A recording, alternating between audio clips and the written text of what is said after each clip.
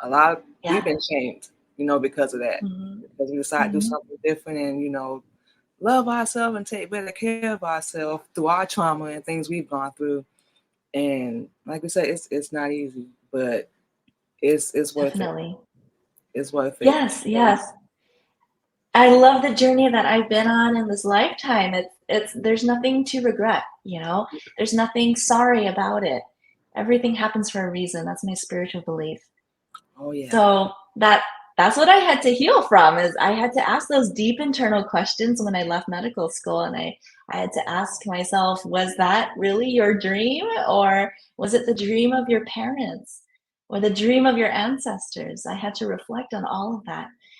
So for me, I had to follow my intuition. Suddenly I had to be a grown up. You know, I don't think people in their 20s are really mature or grown up at that time. No, Mm, yeah.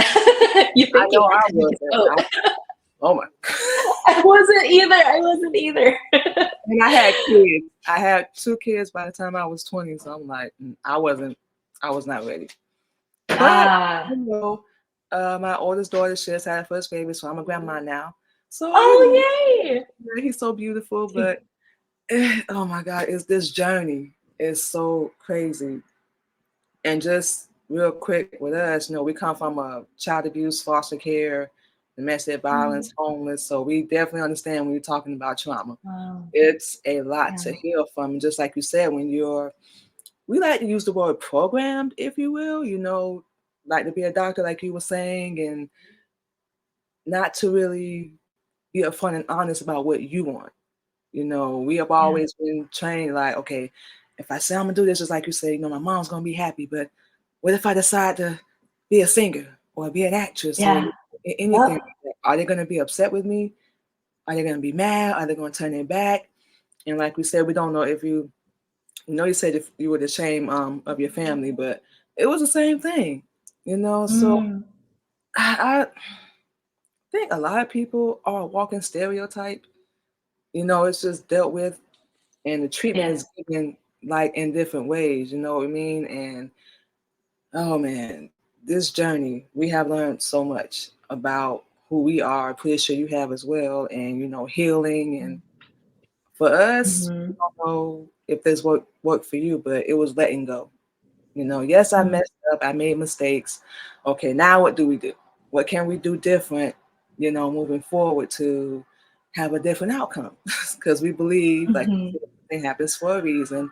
And whatever Right. decisions you make, they shape your path, they shape your destiny, basically.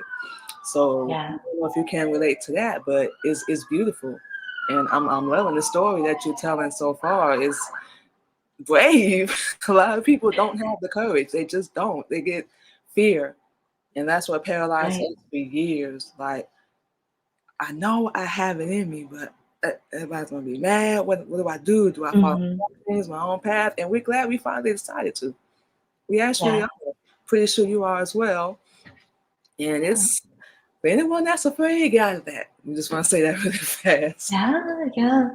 Oh, you know, the hardship is that I had no choice but to face the fear because even if I wanted to stay in the program, I'm pretty sure my loss of resilience would have left me failing out of medical school officially. I dropped out essentially. I withdrew from the program before I could say that I actually failed.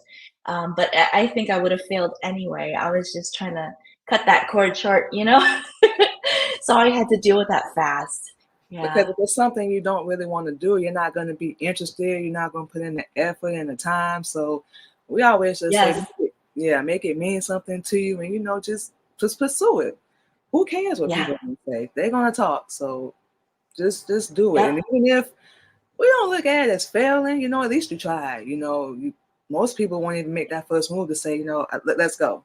I'm ready. I'm Mhm. tired. Let's do something different. So just Right. do it.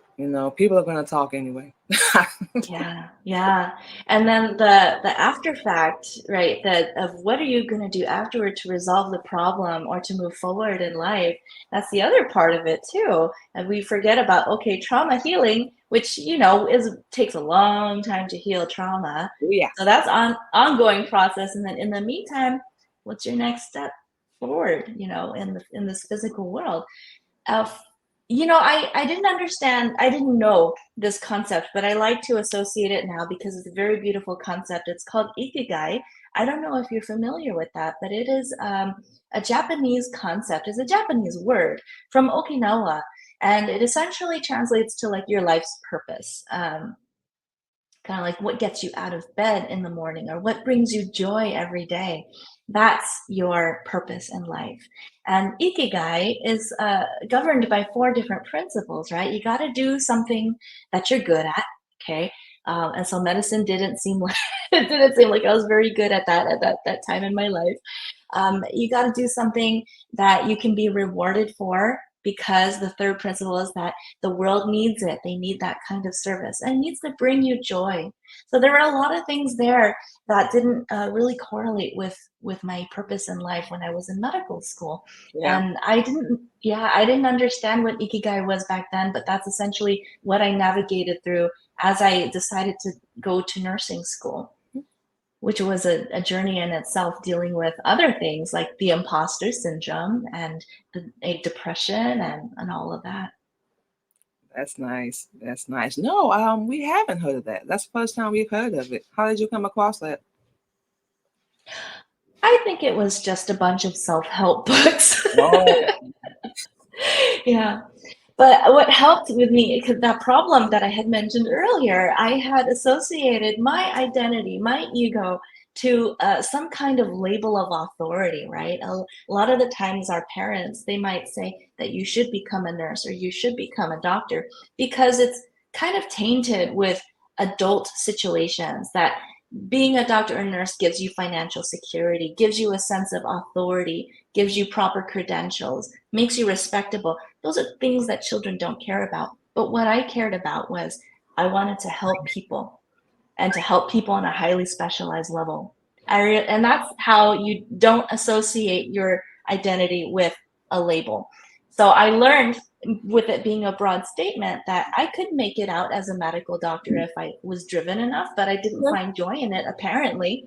Or I can find something that does bring me joy. And that was being a nurse practitioner. Yes. That's the whole point. Find what makes you happy, not what other people want to do, what they want you to do, and blah blah blah and all that crap.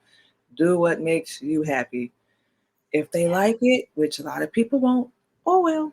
But you have one shot, one life, you get one chance at it. So Yeah, just to make it short definitely. and sweet, do what makes you happy. Okay, so tell us about your book. Okay, it's called Play Large at Life: How to Turn Failure into Success.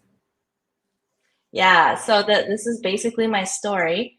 I gave you kind of like an idea of the first chapter as everything that led up to that failure and what happened afterward to become a successful and thriving endocrine nurse practitioner. Um, Afterward, the following chapters, I'm plucking out pearls of wisdom for that personal and spiritual development.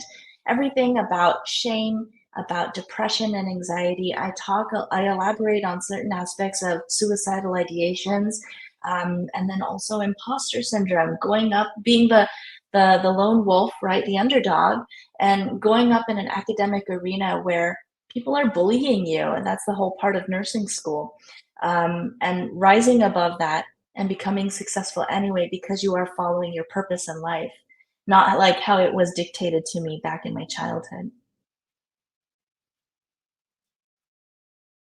Nice. So what inspired you to write the book? What where did it come from? When I was in nursing school, I had, you got clinical rotation. So you're a student on the floor in the hospital, you have a clinical instructor. And so my instructor, usually what we do is she will take us one by one and we have these little evaluations or consultations. She'll take us into a private room in the hospital and she'll evaluate our performance, our academics, and our knowledge. Every day you have to write a journal entry about your experience in the hospital, talk Hmm. about your patient care, and the interactions you had with that patient. And she pulled me off to the side and she said, Joyce, you write so well. You need to share this story. Someone needs to hear this voice. Because there, long story short, there's got to be someone who's left medical school, or even someone who's interested in becoming a nurse practitioner or a registered nurse, who